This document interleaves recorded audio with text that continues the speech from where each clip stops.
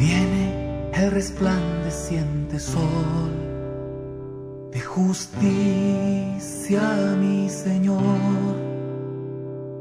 el deseado de las naciones, el amor de los amores. Viene, viene mi amor. Bueno, hermanos, vamos a continuar con este tema de Apocalipsis capítulo 12. Tenemos aquí atrás un dibujo que nos muestra a una mujer que está embarazada y al lado un dragón que tiene 7 cabezas y que está esperando devorar al hijo que ella va a dar a luz. Vemos desde el principio de las Escrituras, en el capítulo 3, que Dios le dice a la serpiente, también la mujer está al lado, que iba a poner enemistad entre ella y la mujer, y entre la simiente de ella y la simiente de la mujer. Aquí la simiente hace referencia a descendencia, pero también está hablando de semilla, y la semilla nos habla de la palabra. Jesús comparó su palabra, la comparó con una semilla que era sembrada en un campo, y dice que alguna semilla cayó junto al camino, otra cayó entre abrojos, otra cayó entre pedregales y otra cayó en buena tierra. Esa tierra es nuestro corazón y esa semilla es la palabra de Dios. Entonces, entendiendo eso y mirándolo en relación a la mujer que va a dar a luz, pues podríamos decir que esta mujer va a dar a luz a un pueblo nacido de la palabra, nacido de las promesas y de los pactos que Dios hizo con Israel. Todo eso que se encuentra en las Escrituras, en todas ellas, la imagen compara a todo esto que tiene que ver con la palabra y con los pactos que Dios hizo, lo comparan con el sol. Por eso dice que la mujer está vestida del sol. Ese sol, pues, tiene que ver con la palabra, tiene que ver con la luz, tiene que ver con Cristo. O sea que todo lo que Dios comenzó a hablar desde el principio estaba relacionado con Cristo, con su Hijo, con esa simiente, que es la simiente que la mujer, representada aquí, o que representa aquí, o es, en realidad, el pueblo de Dios, algún día va a tener un cumplimiento. Todo lo que Dios habló en relación a las promesas que se cumplen en Cristo, también la mujer iba a experimentar el cumplimiento profético. Miramos en el libro de Daniel, en el capítulo 9, algo que está escrito en relación a eso.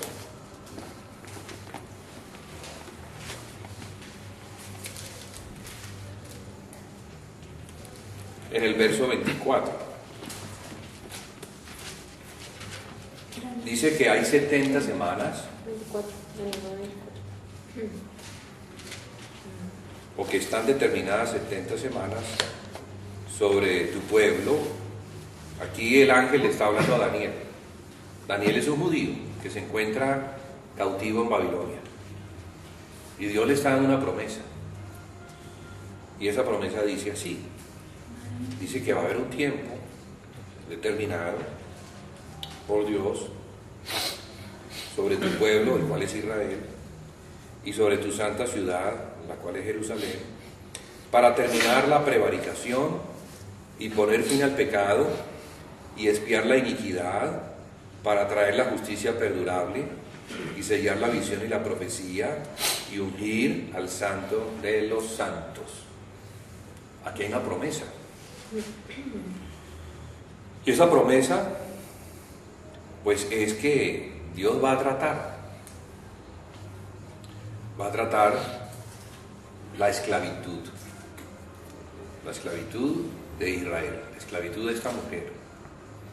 Y esa esclavitud, pues no es solamente de tipo natural, aunque la parte natural es el tipo y la sombra, es la imagen que nos permiten ver el misterio, lo que está oculto.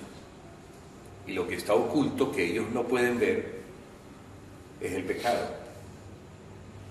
Es una esclavitud con el pecado, donde el esclavista es Satanás. Y por eso entonces tenemos que ver esta imagen, mirarla en relación a esa profecía y al cumplimiento de esa profecía, que tiene sus comienzos en Génesis 3, 14 y 15. Allí Dios comienza a hablar y a decir lo que va a hacer. Y le muestra a Satanás que el hijo de la mujer pondría su cabeza, bajo sus pies.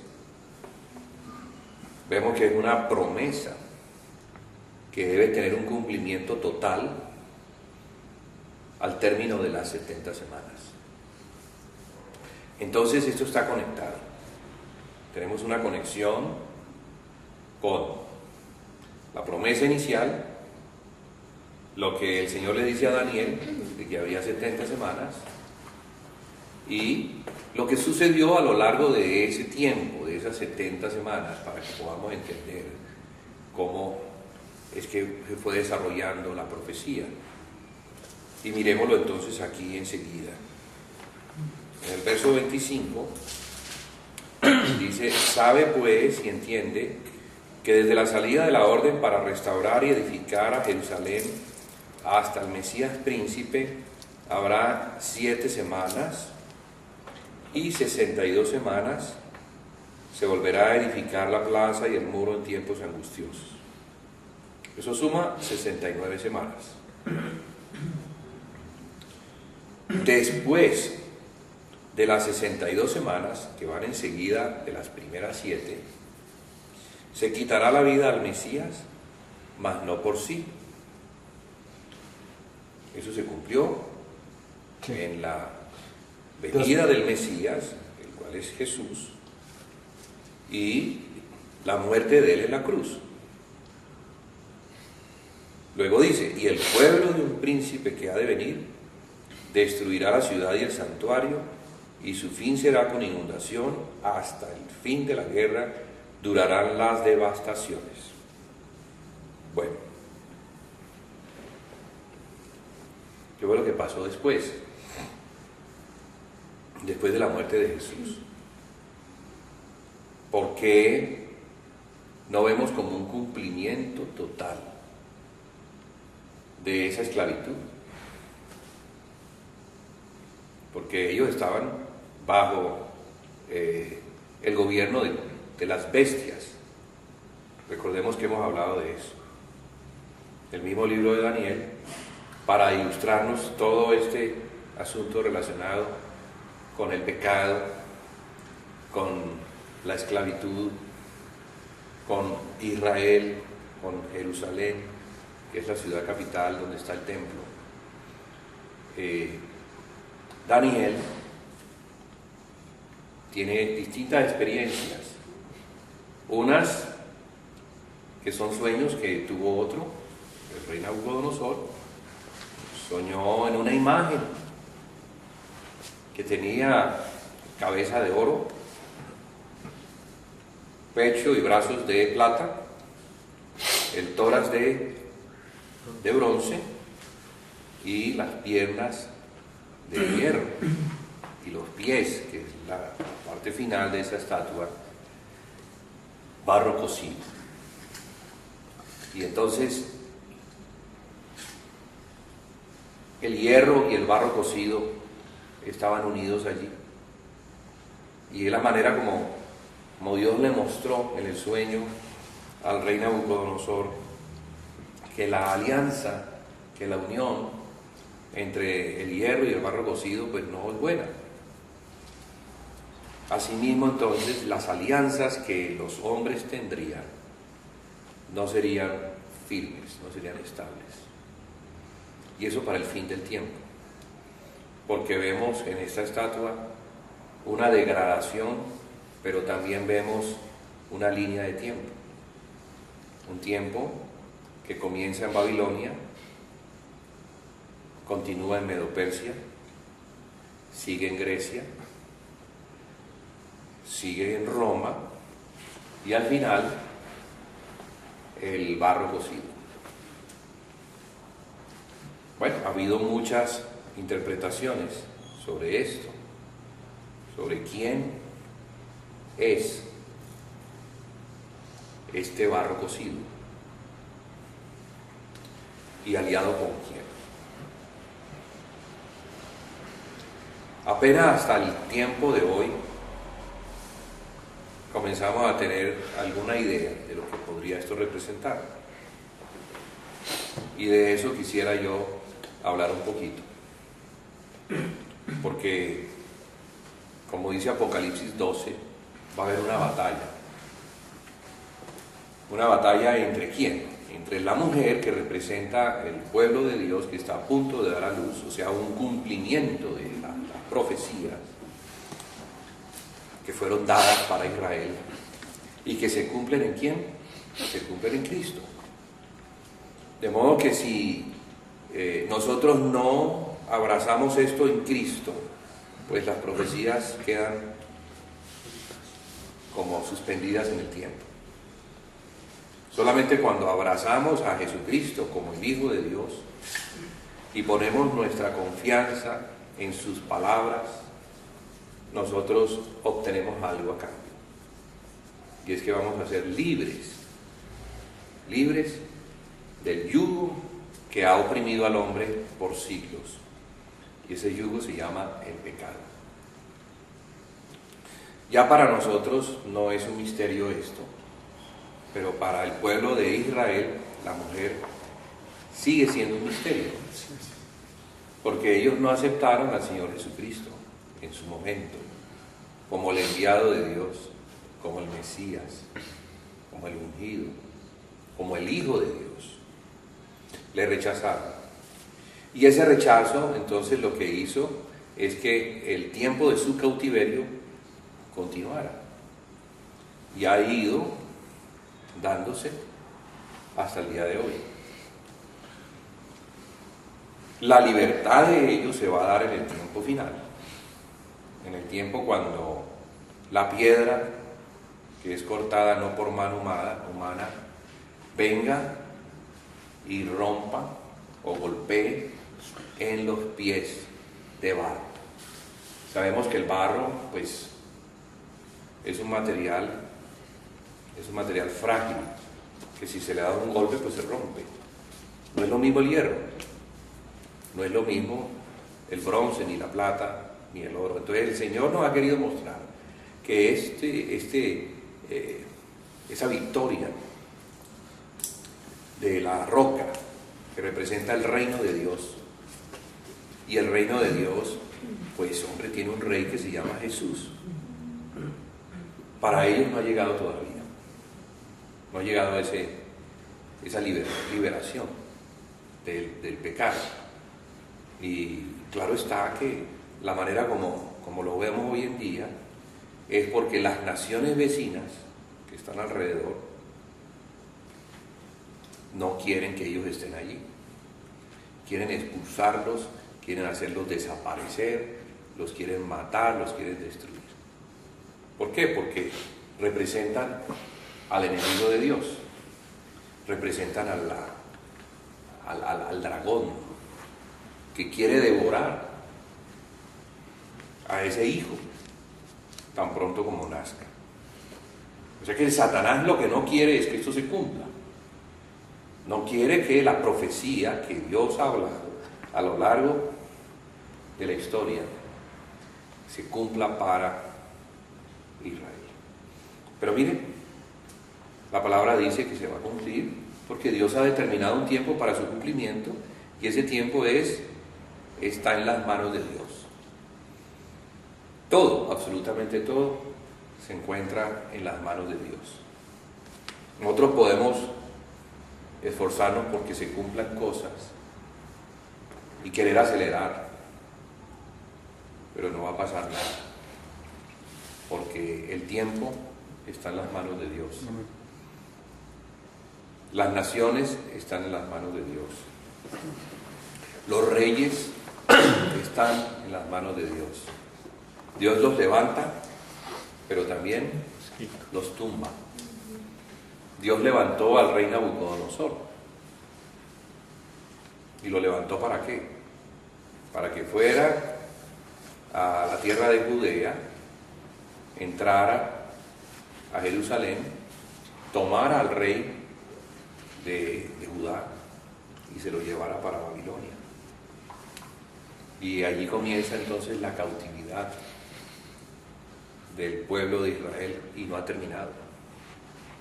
Esa cautividad no ha terminado, solo terminará cuando ellos reconozcan quién es su libertador. Porque aunque ellos en este momento pueden tener una sensación de que son libres, de que son una nación y de que hay una independencia, y en esa independencia pues decir no estamos bajo ningún yugo, la verdad es que sí están. Sí están porque según lo que muestra la profecía, ese yugo es el yugo del pecado. O sea que están bajo la potestad de Satanás. Y la potestad de Satanás se manifiesta en las naciones enemigas, las naciones que se levantan en enemistad contra ellos. Y esas naciones que están alrededor son naciones musulmanas. Han abrazado el Islam. Y ya vemos hoy en día lo que está sucediendo en el Medio Oriente. Se está levantando unas facciones que han formado ejércitos y que se están uniendo para irse contra el pueblo de Dios, contra Israel. Eso está caminando. Y yo creo que vamos a ser testigos nosotros de nuestra vida de todo del cumplimiento profético que mostrará la liberación del pueblo de Israel. Esa liberación del pueblo de Israel, pues va a traer algo que va a cambiar el mundo por completo, o la situación del mundo que conocemos en este momento. Porque podríamos decir que el centro, el eje alrededor del cual gira todo lo que se está dando en el mundo, es lo que está ocurriendo en la nación de Israel. Porque todo está trabajando para el cumplimiento profético de lo que Dios ha hablado. Mire que después de que el Señor Jesucristo murió y resucitó y comisionó a los apóstoles para que desde Jerusalén, porque ellos comenzaron en Jerusalén a predicar el Evangelio del reino, que no es otra cosa que el anuncio de un reino que no era el reino en el cual ellos estaban, sino el reino de Dios, que vendría y se establecería, derrotando a los reinos del hombre. Para poder entender la situación mundial, nosotros tenemos que acudir a los profetas, y en particular al profeta Daniel, porque al profeta Daniel el Señor le mostró todo lo relacionado con la liberación. ¿Y se lo mostró en dónde? Se lo mostró desde un lugar de cautividad. No se lo mostró en libertad, sino en cautividad. Porque en esa cautividad él estaba sufriendo y estaba viendo con claridad lo que significaba ser un cautivo, haber perdido el privilegio de ser un hombre libre, de ser una nación libre, de poder adorar a Dios en libertad. Eso todo lo perdieron. Cuando fueron obligados por Nabucodonosor a salir de Judea, ellos ya nunca más podían adorar al Señor. Para ellos era muy importante adorar al Señor, como pueblo del Señor, y como se les había enseñado, adorarlo al Señor en las fiestas que el Señor había dejado para que esto se diera. 3 veces al año ellos iban a Jerusalén y celebraban las fiestas, conocidas como la fiesta de la Pascua, la fiesta de Pentecostés y la fiesta de Tabernáculos. Estas fiestas no pudieron nunca más celebrarlas. Bueno, digo nunca más, no porque ellos no pudieran algún día volverla a celebrar, pero por un periodo de 70 años, que es mucho tiempo, ellos perdieron contacto con lo que llenaba, digamos, el corazón, la vida, el gozo, la alegría de un pueblo que vivía al Señor y que veían los beneficios que el Señor les daba por ser el pueblo del Señor. Pero ya sabemos entonces que por la apostasía de Israel, Dios dividió el pueblo en 2. Las tribus fueron divididas. Y 10 tribus quedaron en el norte y 2 tribus quedaron en el sur. De las tribus del norte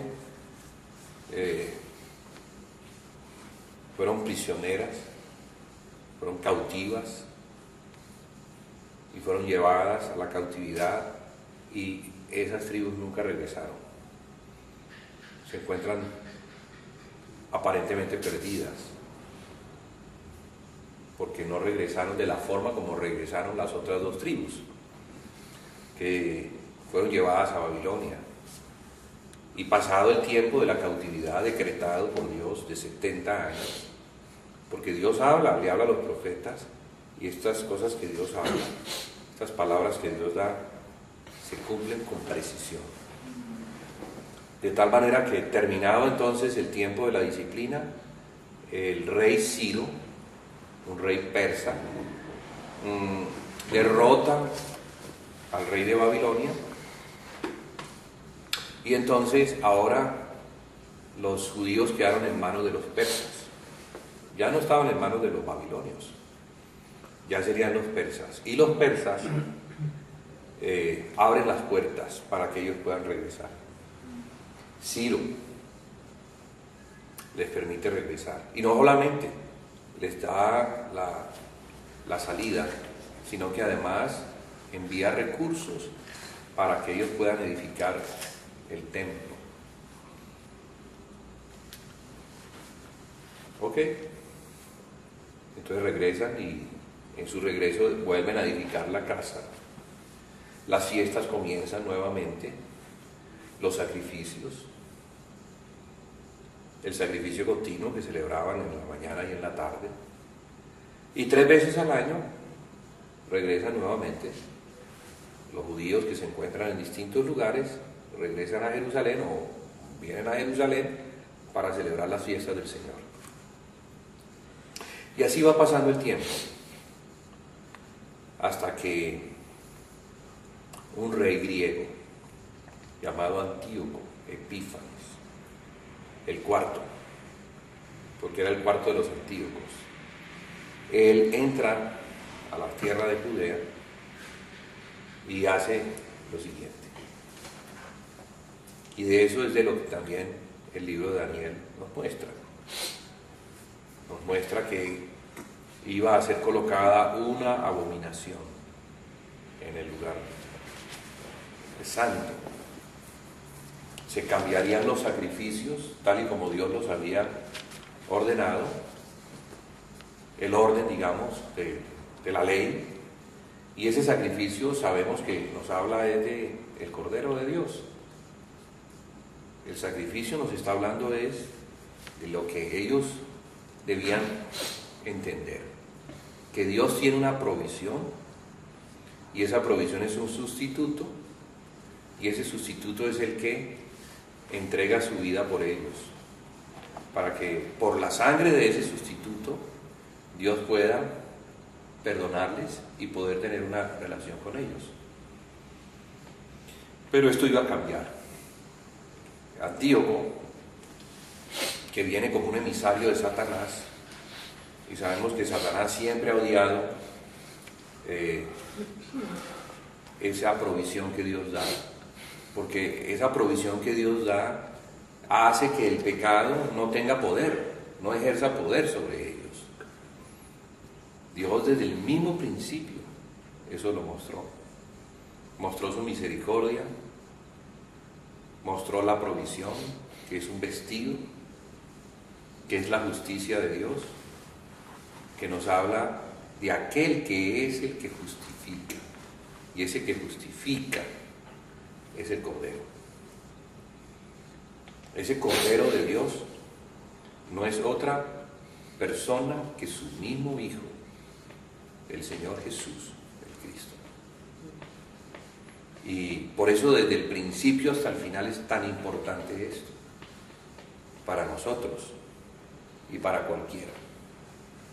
En nuestra batalla, la cual tenemos que librar contra Satanás, tiene que ser claro para nosotros que debemos estar parados sobre una base firme. Y esa base es una base de plata, que nos habla de redención, que fuimos comprados a precio de sangre, que nosotros podemos pararnos firmes delante de Dios, no por nuestra justicia, sino por la justicia de aquel que es justo, de aquel que murió, para que la justicia de Dios, que exigía la muerte del pecador, un sustituto la cargara. Y de esa manera entonces el Hijo de Dios cargó la culpa, la llevó a la cruz, y Dios entonces descargó su ira sobre él. Eso debe ser claro, porque para nosotros pues el Evangelio, cuando nos fue anunciado, eso nos mostró, y por eso pusimos nuestra confianza en Él, sabiendo los pecadores. La palabra nos mostraba, la palabra fiel nos mostraba que uno murió para que yo no muriera, que su sangre me limpió del pecado, ¿sí? Y que a cambio me dio el Espíritu. Esa es la victoria. Esa es la victoria de Cristo por su pueblo, para que su pueblo pueda pararse firme delante de Dios. Pararse firme delante de Dios significa que no va a tener un acusador que pueda decir delante de Dios, no merece estar allí. Y no merece estar allí porque es un pecador. ¿Cómo un pecador puede pararse delante de un Dios justo y santo? No puede. No puede. Dios mismo lo dijo desde el principio. El día que de él comieres, ciertamente morirás. Entonces, es la ley de Dios. Dios establece la ley y esa ley es inquebrantable. Y esa misma ley es la que usa Satanás para acusarnos. O sea que Satanás no nos acusa en su propia ley, sino que nos acusa basado o apoyado en la ley de Dios. Porque Satanás sabe que la ley de Dios tiene que cumplir. Entonces hay una especie como de fiscal que es el que defiende esa ley y la hace cumplir. Entonces por eso es llamado el acusador. Satanás es llamado el acusador de los hermanos.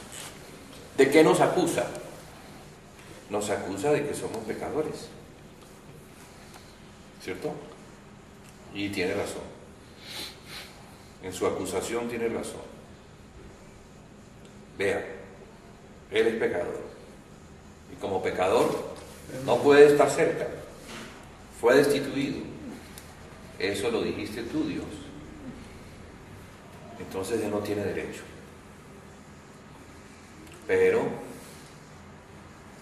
también hay otra verdad. Y es una verdad que no desautoriza la otra verdad. Y esa verdad es que Dios puede cargar la culpa, se la puede cargar a otro que sea justo. Si se encuentra uno que sea justo y que decide pagar la deuda, y la deuda era lo que Dios exigía, que era la muerte del pecador, entonces Dios no infringe la ley. Dios no la infringe. Y Satanás entonces tiene que aceptar eso. Satanás tiene que aceptar que un justo pague por el injusto. ¿Por qué? Porque en la ley, si uno murió y por el que murió todos murieron, en otras palabras, Adán fue el que pecó y Adán murió por su pecado, y entonces toda su descendencia, todos los que nacimos de Adán, pues nos encontramos bajo esa misma condenación.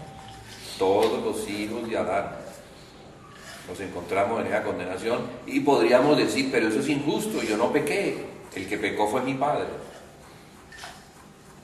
Mi padre fue el que pecó, porque yo, que soy su hijo, tengo que pagar por lo que hizo mi padre. Allí alguien podría levantarse en el juicio y decir, no es justo que me condenes, porque quien pecó fue mi padre y yo estoy pagando por los pecados de mi padre. Entonces la balanza que equilibra esto. ¿Y qué pasaría si hay un justo? Y los que creyeran en ese justo fueran crucificados. ¿No es equilibrante? Si por uno todos murieron,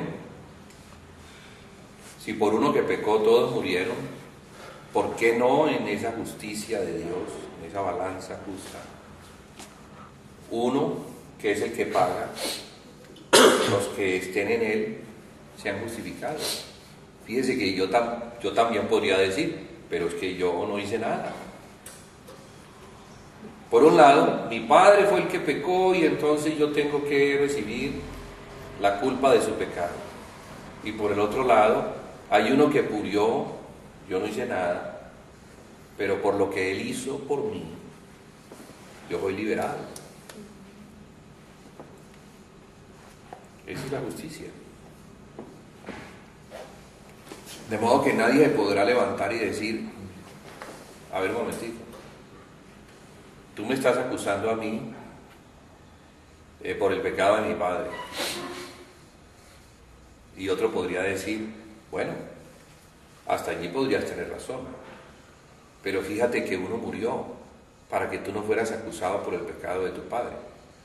Uno tomó el pecado de tu padre y es hijo de él. Él es hijo de Adán. Entonces la culpa del padre la tomó el hijo y el hijo justo fue el que pagó. Y ese es el Cordero de Dios, que quita el pecado del mundo. Ese es el Evangelio. Y ese es el Evangelio que se nos ha predicado, y ese es el Evangelio que todo el mundo tiene que oír y tiene que creer. ¿Para qué? Para ser justificado. Justificado. Para que no sea condenado por el pecado de Adán, sino que sea libertado por la justicia de Dios, porque hubo un hombre que pagó por el pecado de Adán. Pues tiene que quedar eso claro. Y el pueblo de Israel tiene que conocerlo así, como en realidad es. Porque nadie será justificado por sus buenas obras. Nadie. Ese fue el problema que se dio en el principio con Caín y Abel, dos hermanos, nacidos de la misma familia. La misma familia, eran hermanos de sangre, pero dice que Abel era pastor de ovejas y Caín era labrador de la tierra. Abel, siendo pastor de ovejas, sacrificaba lo mejor de sus rebaños como ofrenda a Dios. Y la Biblia dice que Dios recibía esa ofrenda con agrado. En cambio, Caín, que era labrador de la tierra, ofrecía los frutos de la tierra y los ponía sobre el altar, y ese humo no subía al cielo. Dios no aceptó el sacrificio, porque mire que son dos maneras de entender, dos maneras de ver. La una es la que ve que es un pecador y que necesita un sustituto que muera por él. Y eso es lo que hacía Abel. Abel entendía que Dios recibía una ofrenda por el pecado, y la ofrenda por el pecado tenía que ser un animal sin defecto, un animal que no había pecado, un animal que no tenía nada que ver con el pecado del hombre, pero que moría a cambio, como sustituto. Y Dios entonces miraba esa sangre que representaba la vida y recibía la fe de Abel. Y por eso entonces este hombre podía vivir delante de Dios como una persona justificada. En cambio, Caín no. Caín pensaba que él se podía justificar a sí mismo con la labranza, con la obra de sus manos. Y fíjense que trabajaba mucho más duramente que lo que hacía Abel. Por eso para Caín era inexplicable que Dios no le aceptara la ofrenda. Porque él podría decir, pero es que yo he trabajado y mi hermano no ha trabajado. Yo he sudado, yo me he esforzado, yo te he dado una ofrenda que es el esfuerzo mío y no me la recibes. Pero en cambio la de mi hermano, que no es el esfuerzo de él porque esos animales crecen solos, tú le recibes la ofrenda. Dice que se llenó de motivos, de celos, de ira, porque no pudo soportar esa justicia de Dios, la cual veía como injusticia. Porque para Caín no era justo que Dios recibiera esta ofrenda. Mire que desde el capítulo 4 del Génesis Dios está mostrando, Dios lo está aclarándonos, que no es por obras, sino que es por gracia, que la salvación del hombre Dios no la va a dar por las obras del hombre. Porque como un pecador que ha sido destituido puede ofrecer algo a Dios. No, Dios al pecador le ofrece algo. Es Dios quien lo da. Es Dios. Es Dios quien da algo que no tiene por qué dar. Lo que Dios tendría que dar es juicio y condenación para aquel que es pecador. Porque aquel que pecó ya está destituido y ya nada puede hacer. Y por eso Dios hace. Dios muestra misericordia y hace. Y lo que hace es que quiere salvar al hombre por medio de un sustituto. Por medio de un sustituto. Y ante eso Satanás tendrá que retroceder. Porque Satanás lo que quiere es condenar, acusar, señalar que el hombre fue destituido y que el hombre no puede presentarse delante de Dios nunca más. Pero fíjese que el hombre se podía presentar delante de Dios y eso es lo que a Satanás no le gusta. Y se puede presentar porque está vestido, revestido, ¿sí?, de una justicia que no parte de él, sino que es la que Dios da. Entonces, estos animales que eran sacrificados, seguramente la piel era tomada y con esa piel los hombres se vestían. Y de esa manera lo que estamos viendo es algo muy precioso, porque si esos corderos representan a Cristo y la piel representa su vestido de justicia, aquel que se vista de Cristo es el único que puede presentarse delante de Dios. El sacerdocio que nos habla Apocalipsis capítulo 1 está relacionado con eso. El vestido que tiene que tener puesto el sacerdote para presentarse delante de Dios, ese vestido son las obras justas de los santos. Pero las obras justas de los santos son Cristo mismo. Es Cristo. Nosotros no podemos ofrecer nada. No, nosotros no hay nada. Dios no quiere tampoco nada de nosotros. Dios lo que quiere es que su Hijo sea exaltado. Que su Hijo, aquel que estuvo dispuesto a humillarse y a morir, porque eso lo demostró, no es algo que va a hacer, sino es algo que ya hizo. ¿Cómo Dios no le va a dar el primer lugar? ¿Cómo Dios no va a querer exaltar a su Hijo sobre todas las cosas? Dios quiere que el hombre, en todo lo que haga, le dé la gloria a su Hijo. En todo lo que haga.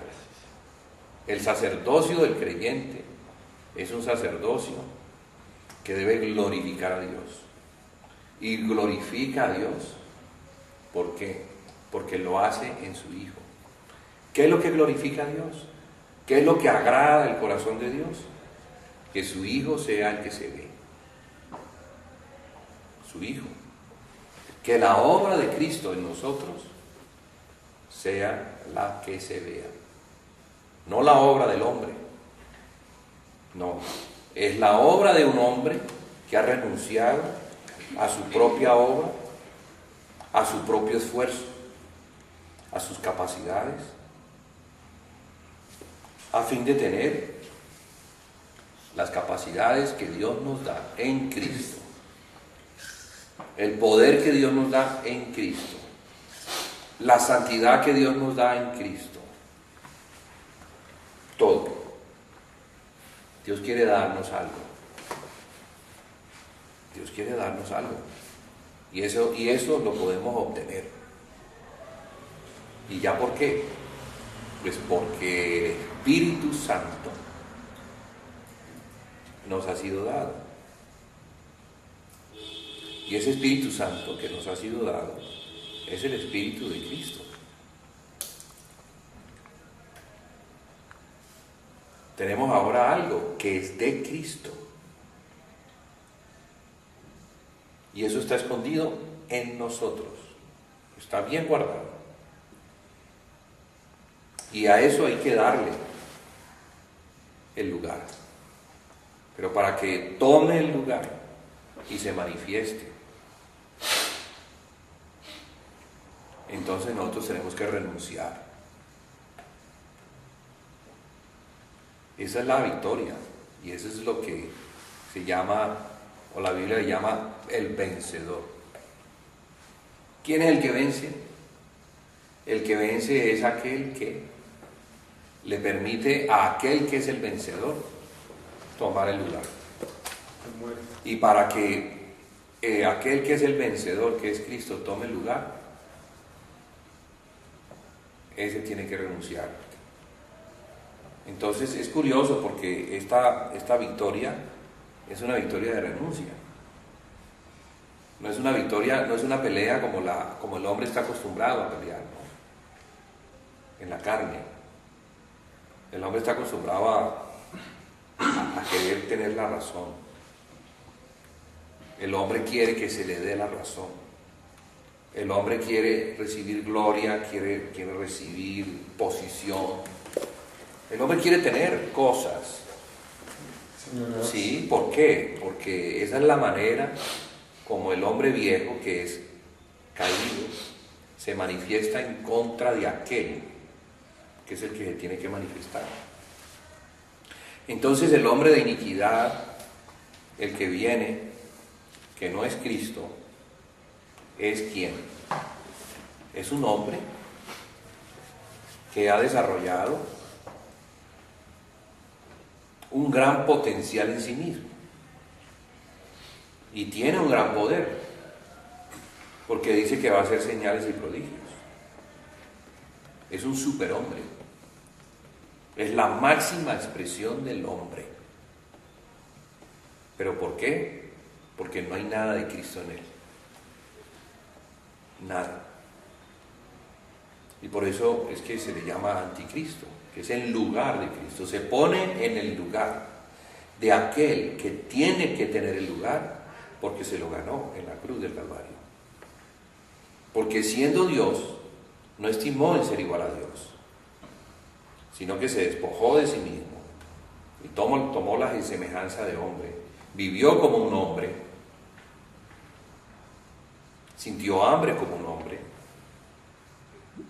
se cansaba como un hombre, fue tentado en todo como es tentado el hombre, tenía las emociones de un hombre, experimentó todo lo que el hombre puede experimentar, pero sin pecado. Sin pecado. De modo que se mantuvo íntegro durante toda su vida. Y todo esto lo hizo por nosotros. Porque qué necesidad tenía de despojarse de esa gloria, de tomar esta semejanza, de humillarse al punto de que lo humillaran los mismos hombres. Porque Jesús fue humillado en todos los aspectos de su vida. En el pueblo donde vivió seguramente lo miraban como el hijo de una mujer cuya reputación estaba puesta en tela de juicio, porque se supo de ese caso, de que llegó a estar embarazada y no de José. Ahora, José sí sabía que ese embarazo era por causa del Espíritu Santo, pero ¿quién iba a creer ese cuento? Difícil. Si el mismo José no lo creía, al mismo José que le tiene que aparecer un ángel para que él pueda ver que la futura esposa no le estaba mintiendo. Es difícil de creer eso, es difícil, pero es verdad. es verdad. El ángel Gabriel se apareció y el ángel Gabriel le anunció y le mostró a esta mujer, joven, doncella, que habría de concebir un hijo. Y ella responde, pero ¿cómo si no conozco varón? Y es cierto, ¿cómo va a concebir un hijo si no conoce varón? Pero el ángel le dice que va a ser por obra del Espíritu Santo. Y con ello podemos ver con absoluta y total claridad que ese hijo no solamente es hijo de la mujer, sino que también es hijo de Dios. Y como hijo de Dios, es Dios. Es el hijo de Dios, pero también es el hijo del hombre. Y como hijo del hombre, entonces puede representar perfectamente al hombre. Puede llegar a ser entonces el Cordero de Dios.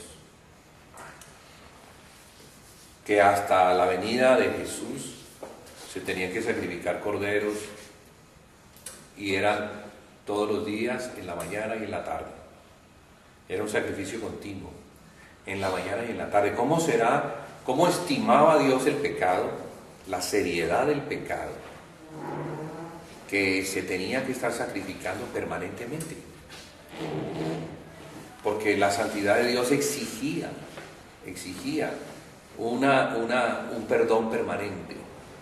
Y ese perdón permanente solamente lo daba el sacrificio continuo.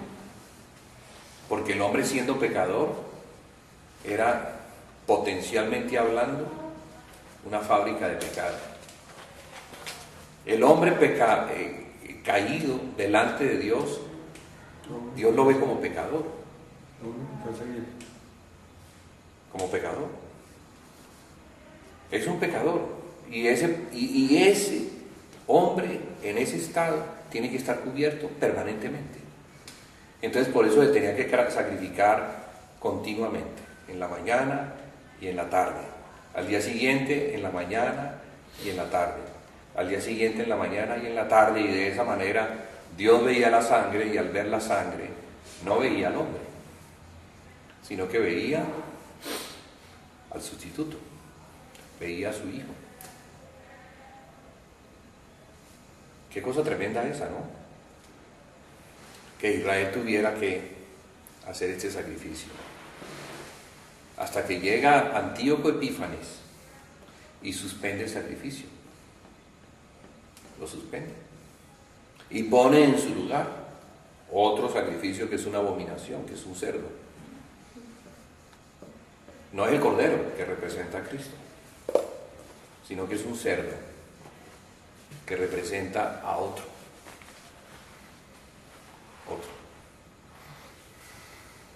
Otro que no es santo, otro que no es justo, otro que Dios no acepta porque no es justo. O sea, Dios tiene que aceptar a alguien que sea justo, alguien que no tenga mácula. Por eso los animales eran perfectos, pero los animales que Dios había escogido tenían que ser animales puros, no inmundos. Y el cerdo era un animal inmundo, no era un animal puro. Y eso fue lo que Antíoco Epífanes pone, tipo de anticristo.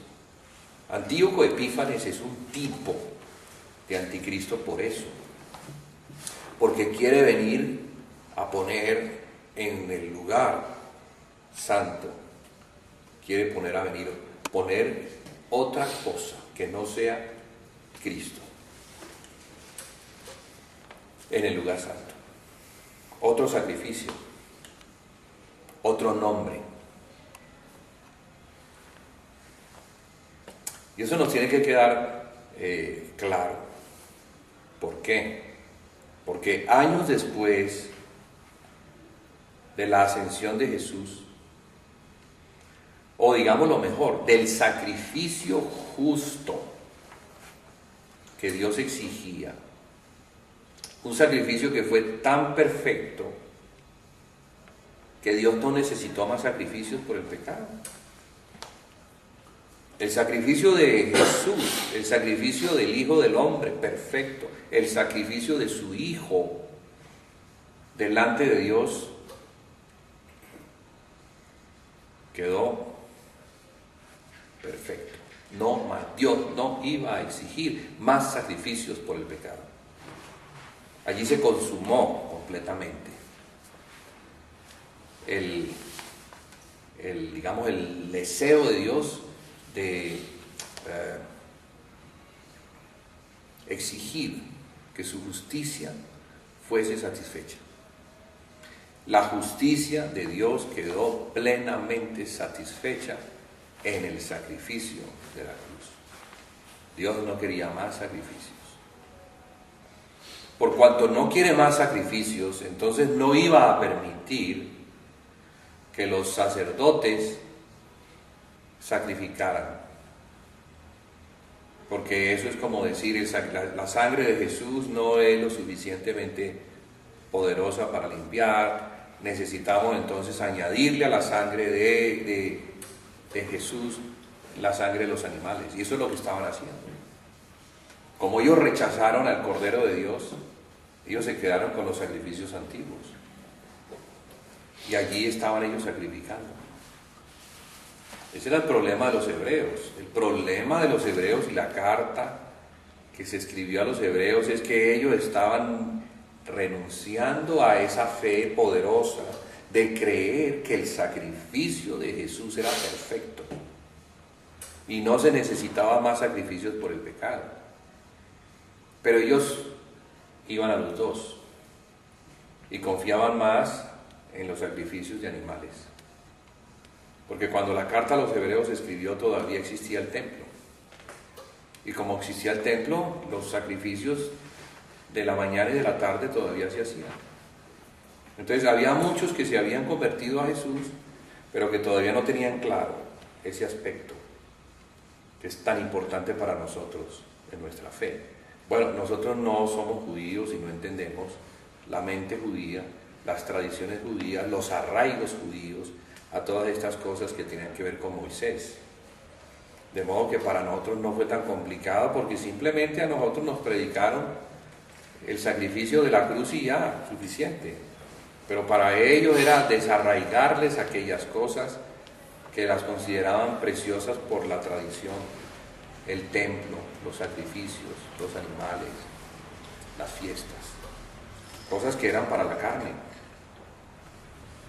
para aquellos que estaban en la carne, pero que después de que viene esta redención y entramos en lo espiritual, ya estas cosas no son necesarias, porque eran sombras de las venideras, y las cosas venideras tenían que ver con Cristo, porque en Cristo se cumplen las fiestas.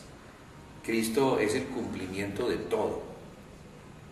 Si nosotros vemos a Cristo, vemos la Pascua. Si nosotros vemos a Cristo, vemos Pentecostés. Si nosotros vemos a Cristo, vemos tabernáculos. Amén. Él es el cumplimiento. Y vivimos en todo eso por medio de la fe.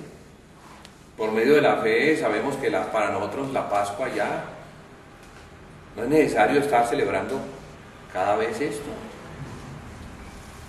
Celebramos, sí, celebramos algo que sí nos quedó para la cristiandad, diferente para los judíos, es la cena del Señor. Porque en Pascua ellos celebraron una cena. Ellos celebraron una cena, que era la cena tradicional, que les había quedado desde Moisés. Pero después de esa cena, que era la tradicional, Jesús instituye la cena para nosotros, para los que son de la fe. No para los que están en la carne, sino para los que iban a entrar a una nueva vida por el Espíritu. Y entonces en esa nueva cena nosotros recordamos a aquel que es el Cordero de Dios. Ya no es la cena del Cordero, ya no cogemos un Cordero y lo sacrificamos, que era un tipo. Ahora tomamos el pan que le representa y tomamos la copa de vino que representa la sangre. Entonces, al comer del pan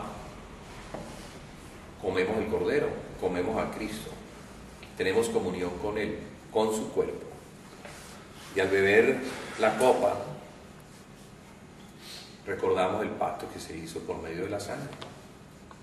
Un nuevo pacto, una nueva alianza que Dios hace con el hombre, mejor, superior que la antigua, porque la antigua requería animales todos los días, en la mañana y en la tarde. Pero la sangre de Jesús resolvió el asunto. Ya no hay más necesidad de un templo, ya no hay más necesidad de un altar, ya no hay más necesidad de esos sacerdotes, ya no hay más necesidad de animales y sacrificios. Con una ofrenda hizo perfectos a los santificados. Una ofrenda hizo que se suspendieran los sacrificios que se hacían en Jerusalén, en el templo. No más, no más. Y por eso Jesús habla lo que está escrito en Daniel acerca de que la casa iba a quedar destruida y que otro vendría y pondría la abominación desoladora. ¿Pero por causa de qué? Por causa de la apostasía de ellos. Porque ellos esto no lo aceptaron. Ellos no aceptaron esto, que no es por obras, sino que es por fe. O sea que por fe nosotros abrazamos aquellas cosas que se hicieron hace 2000 años en la cruz del Calvario. Nosotros podemos ver ahora en la fe al Cordero de Dios siendo entregado por nosotros. Gentiles nosotros, no judíos, fíjese. Y nosotros ahora gentiles tenemos el privilegio de ver mejor, con los ojos del Espíritu, de lo que ellos que son el pueblo escogido no pueden ver porque tienen un velo. Y en ese velo solamente pueden ver la carne, solamente pueden ver a Moisés, pero no pueden ver a Cristo. No pueden ver que el velo se rasgó y que siendo rasgado el velo por el cuerpo de Cristo que fue rasgado, podemos entrar entonces en una dimensión que es la del Espíritu. Por eso Jesús le hablaba a Nicodemo y le decía que era necesario nacer de nuevo para que se pudiera ver el reino de Dios. Era necesario nacer del agua y del Espíritu para poder entrar en el reino de Dios. Jesús estaba hablando cosas que para un hombre como Nicodemo, maestro de Israel, un fariseo, miembro del Sanedrín, eran locas.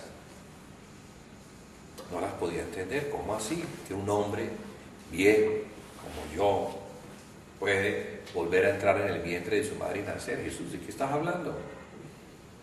¿Estás hablando de volver a nacer? ¿Nacer de nuevo? Mire que él estaba tomando esto en lo natural. Y así nos pasa a veces cuando no tenemos la mente en el espíritu bien afinada para discernir lo que la palabra dice. Porque la palabra está hablándole a espirituales para que entiendan en el espíritu, pero si nosotros no estamos en el espíritu vamos a entender como Nicodemo, lo vamos a ver así lo vamos a entender. ¿Y qué estaba entendiendo? Bueno, que el hombre tiene que volver a nacer, pero en la carne. Y Jesús está hablando de un nacimiento que no tiene nada que ver con la carne. Nada que ver. Por eso le dice, lo que es nacido de la carne, carne es. Ya nació, no tiene necesidad de volver a nacer. Pero es necesario nacer del Espíritu. Está hablando de algo que no tiene que ver con la carne, sino que tiene que ver con el Espíritu. Y a eso vino Jesús, a eso vino. Él vino a resolver el problema que impedía que el hombre pudiera tener el Espíritu, el pecado. Porque el pecado es una puerta cerrada que impide que el hombre pueda entrar a la presencia de Dios. Y esa puerta cerrada es la ley. La ley dice que no. El día que de él comiere morirás, y por eso Adán tuvo que salir con su esposa afuera. Y se cerró la puerta para que pudiera tener acceso al árbol de la vida. Es una puerta, es un impedimento. Son querubines que están allí impidiendo el acceso, porque la ley los puso allí. Y es como decirles, quédense allí y no permitan que el hombre tenga acceso al árbol de la vida. O sea que el hombre perdió por el pecado el acceso a comer del árbol de la vida para vivir para siempre. Nos habla de la vida eterna. ¿Y quién es la vida eterna? Es Dios. Y su Hijo Jesucristo, que es Dios. Porque Jesús tiene poder para dar vida. Él tiene el poder para dar. Solo Dios tiene poder para dar vida. Entonces, si Jesús lo tiene, pues Jesús es Dios.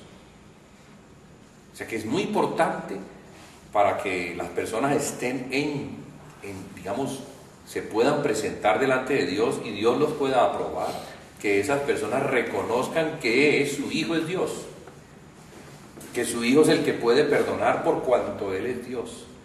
La ofensa del pecado fue contra Dios, no fue contra el hombre. Por eso el hombre no puede perdonar, pero Dios sí puede. Y el hombre, el hombre, digamos, espiritual, en Cristo, puede también perdonar. ¿Pero por qué? Porque lo está haciendo en el nombre de Jesús. Lo está haciendo en el Espíritu. O sea, al hombre se le ha dado esa potestad en Cristo de poder perdonar pecados, de poder remitirlos, siempre y cuando esté en Cristo. O sea, esté en el Hijo de Dios. Es una potestad muy grande, porque imagínense, perdonar los pecados, que es lo que impide que el hombre pueda acercarse a Dios. Esa puerta, que es la ley. Y entonces Jesús vino como representante de Dios, pero representante también de la ley de Dios. Por eso dijo, yo no he venido a abrogar la ley, sino que he venido a cumplirla. Jesús no vino a abrogar ley. Jesús vino a hacer la ley misma y a cumplirla. Y a cumplirla hasta la muerte y muerte de cruz. Y cuando Él va a la cruz, entonces la ley se rompe, o la ley es vencida. El acta de decretos que nos era contraria. ¿Contraria por qué? Porque nos acusaba y mostraba que éramos pecadores. Y por cuanto éramos pecadores, estábamos incapacitados para poderle cumplir a Dios. O sea que la ley fue dada porque es buena. Es necesario que el hombre tenga leyes. Es necesario que el hombre conozca la ley de Dios. Pero en el estado de pecador, ¿cómo puede cumplir? No puede. Entonces Dios lo que está mostrando es, estás en una condición tal que necesitas de un Salvador. Necesitas de alguien que te pueda llevar al cumplimiento de la ley. Necesitas ser puesto en alguien para que ese alguien que es el que cumple la ley, Él te pueda llevar y yo te pueda ver en Él. Y eso es como poner una hoja dentro de este libro. Si ponemos algo dentro de este libro y yo me llevo este libro, esto también va dentro de él. Entonces, si Dios me pone a mí en Cristo, para donde vaya Cristo voy yo. Y Él, que es el que cumplió la ley, Él es el que murió y el que resucitó. Cuando yo estoy en Él, entonces también yo morí con Él. Pero también resucité juntamente con Él. O sea que Dios ya no me pone en Adán, sino que me pone en Cristo. Dios me salva al ponerme en Él. Qué gran salvación la que Dios me ofrece. Qué evangelio ese tan tremendo. Y eso es lo que derrota a Satanás, porque Satanás no tiene argumentos que se puedan levantar en contra de la justicia de Dios, como diciendo, eso es injusto. Eso que estás haciendo es injusto. No es injusto. Yo no soy injusto. Le dije al hombre, el día que comieres de él morirás. ¿Y será que no murió? Pues murió. Pero antes de sacarlo le di una provisión. Lo cubrí de mi justicia, la cual es mi Hijo, para que yo lo pudiera ver delante de él, porque lo amo, y yo sabía que iba a pecar. Y por eso, antes de que yo lo pusiera, yo lo puse en mi Hijo. Y eso es lo que dice Efesios. Dice que Dios nos bendijo con toda bendición espiritual en los lugares celestiales en Cristo. Antes de la fundación del mundo, Dios me bendijo, nos bendijo y nos puso en Cristo. Nosotros estábamos en Cristo. Amén. Antes de la fundación del mundo. Amén. ¿Y para qué? Para que fuéramos santos y sin mancha delante de Él. Porque la única manera de ser santos y sin mancha delante de Él es estar en aquel que es santo y sin mancha. El único que es santo y sin mancha delante de Él, y lo demostró cuando estuvo aquí, y por eso resucitó, porque la muerte no le pudo retener, es Cristo. Es Cristo. Tiene que ser claro para nosotros eso. Esa es la fe sobre la cual nosotros nos paramos. Ese es el evangelio que nosotros predicamos. Ese es el evangelio que tiene una autoridad de derrotar cualquier argumento que se quiera levantar en contra del conocimiento de Cristo. Ese es el evangelio que hay que predicarle a todo el mundo. Y será predicado este evangelio del reino en todo el mundo para testimonio a las naciones, y entonces vendrá el fin. Porque dice para testimonio a todas las naciones. Y ese evangelio se ha predicado en todas las naciones. Algunos lo recibieron. Hoy en día pueden decir que son naciones cristianas. Algunas dejaron de serlo. Algunas hoy en día, que fueron cristianas hace siglos, hoy en día abrazan otra fe. No creen en el Hijo de Dios. No creen que son pecadores y que necesitan un Salvador. Abrazan el Islam, que es otra fe, y es la fe del anticristo, porque va en contra del Hijo de Dios. Ellos no creen que Dios pueda tener un hijo. Y de hecho, cuando a ellos se les dice que Dios tiene un hijo, para ellos eso es blasfemia. Es imposible, dicen ellos, que Dios pueda tener un hijo. No, Dios no puede tener un hijo. Bueno, Dios tiene un hijo. Y ese es el asunto. Y ese es el punto importante. Que Dios sí tiene un hijo. Sí lo tiene. Claro que lo tiene. Y ese hijo es el Salvador del mundo. Ese hijo que no estimó ser igual a Dios. Ese hijo que se humilló hasta lo sumo y que tomó la semejanza de hombre. Y no vino como rey, no vino a ser servido, pudiendo, imagínense, es el hijo del rey, pues perfectamente pudo haber venido como rey, pero no vino como rey, sino que vino como un siervo, vino como un cordero, vino como alguien que iba a ser llevado al matadero, vino a morir por nosotros. Sí. Y ese es nuestro evangelio. Y esa es la sangre del Cordero. Y por eso está escrito que ellos le han vencido. ¿A quién? Al dragón de 7 cabezas. Le han vencido por medio de la sangre del Cordero. Principalmente. No podemos nosotros hacer una batalla espiritual, porque es una batalla espiritual, si en nuestro corazón no está claro, no está arraigado este asunto de Él, del Hijo de Dios. Tiene que ser clarísimo que Él es el Hijo de Dios, que Él es el Cordero que fue inmolado desde la fundación del mundo. O sea, desde el tiempo en que el hombre estaba allí, desde ese día en que el hombre pecó, hubo un sacrificio. Y dice que Dios los vistió con pieles de animal. Y para que haya pieles de animal tiene que haber un sacrificio, tiene que haber corrido la sangre. Y bueno, Dios lo encierra de una manera tan pequeño, pero tiene una tremendísima revelación que nosotros ya podemos ver qué fue lo que en realidad ocurrió.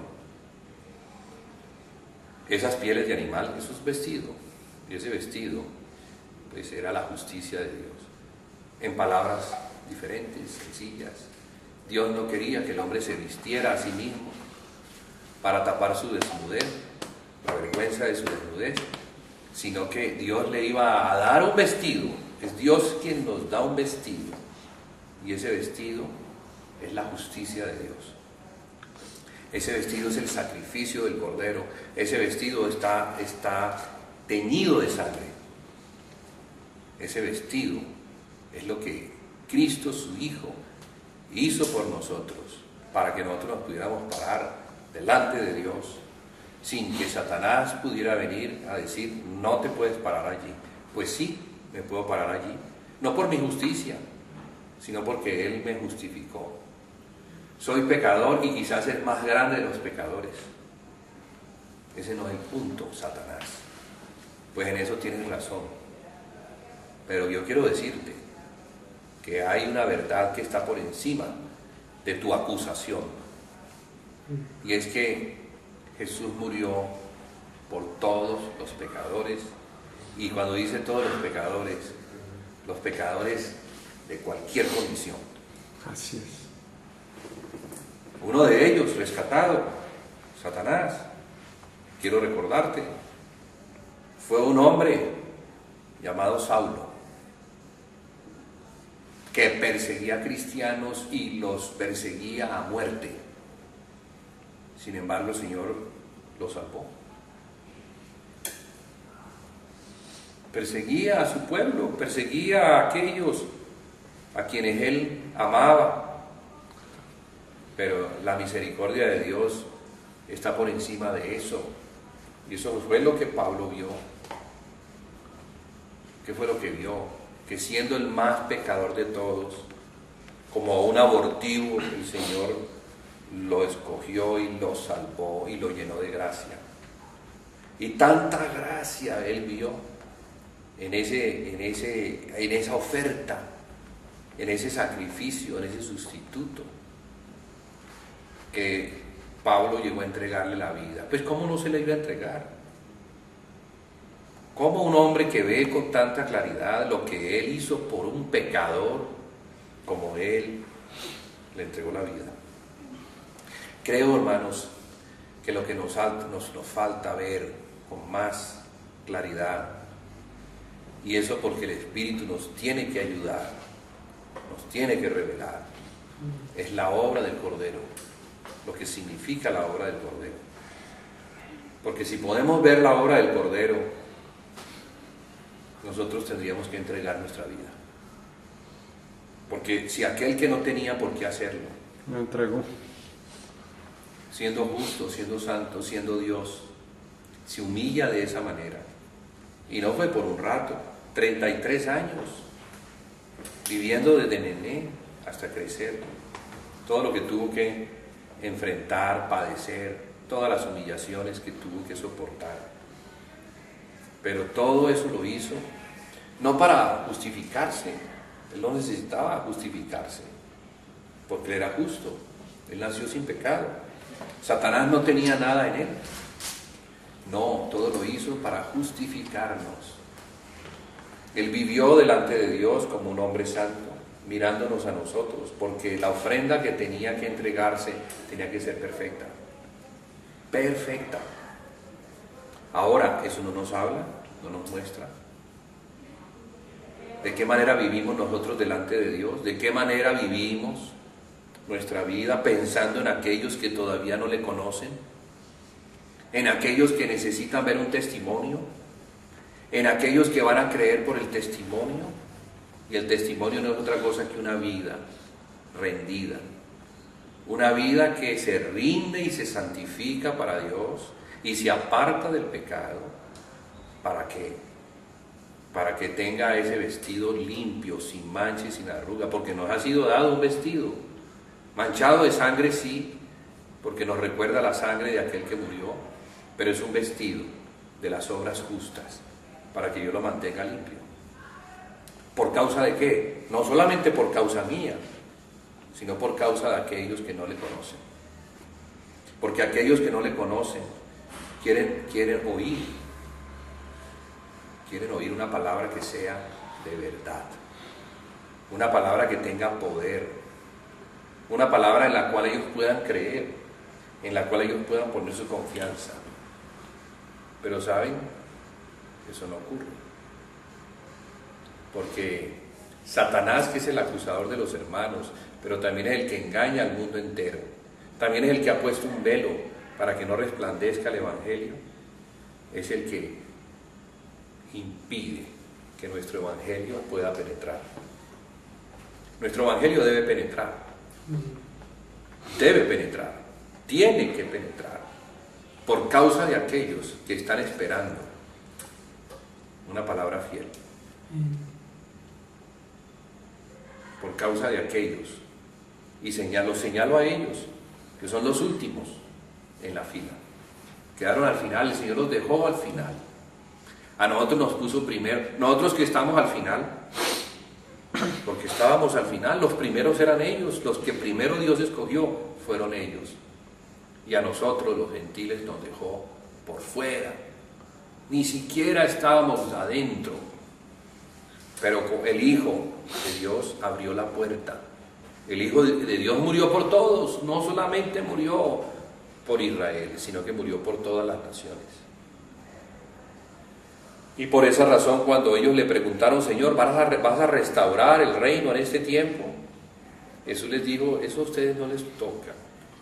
Mi Padre tiene unos tiempos diferentes. Y en esos tiempos, Él ha escogido salvar a las naciones también. Entonces, antes de que venga la restauración del reino de Israel, como Dios lo ha prometido y lo va a cumplir, también es necesario que se predique el Evangelio en todas las naciones, para que todas las naciones participen de la gloria venidera. Porque va a haber una gloria cuando el Señor Jesucristo venga en su trono, que es un trono de gloria. Es un mundo diferente. Es un reino de justicia. Es un reino donde no va a haber corruptos. No hay naturaleza caída. No, va a haber pecadores, pero los gobernantes van a ser gobernantes justos. Obviamente que va a haber corrupción por fuera, pero esa corrupción va a ser tratada. Por eso dice que a los vencedores, a algunos vencedores, los de Tiatira, se les va a dar autoridad sobre las naciones. Aquí está hablando de gobernantes. Y dice que ellos las van a gobernar con vara de hierro. Y van a quebrarlas como a vaso de alfarero. O sea que está hablando de qué? Está hablando de justicia. Justicia, carácter. Pero es con el fin de ¿qué? De llevar a las naciones a la justicia de Dios. De llevarlas a Cristo. De que dejen el pecado y de que se conviertan a Dios. Porque ese es un reino donde el Evangelio va a seguir siendo predicado. ¿Y quiénes lo van a predicar? Con poder y con autoridad. Aquellos que lo vivieron. Aquellos que derrotaron a Satanás. Aquellos que dieron sus vidas y no las apreciaron, sino que las entregaron por causa de aquellos que no conocen a Cristo. Y eso, bueno, imagínense, ¿cómo vivo yo mi vida? Pensemos en cómo vivo yo mi vida. ¿La vivo para mí o la vivo por causa del reino? ¿La vivo para mí o la vivo por causa de algo que Dios tiene y quiere que yo sea un representante de Él, un mensajero de Él, fiel? Que yo pueda dar el mensaje y en donde dé el mensaje haya personas que no solamente oigan el mensaje, sino que lo reciban y se conviertan a Dios. se conviertan al reino de Dios, de justicia, viendo a Jesucristo como su Hijo enviado, como Salvador del mundo. Bueno, vamos a dejar allí. ¿Cuánto lleva? 1:26. Bueno, vamos a dejar allí.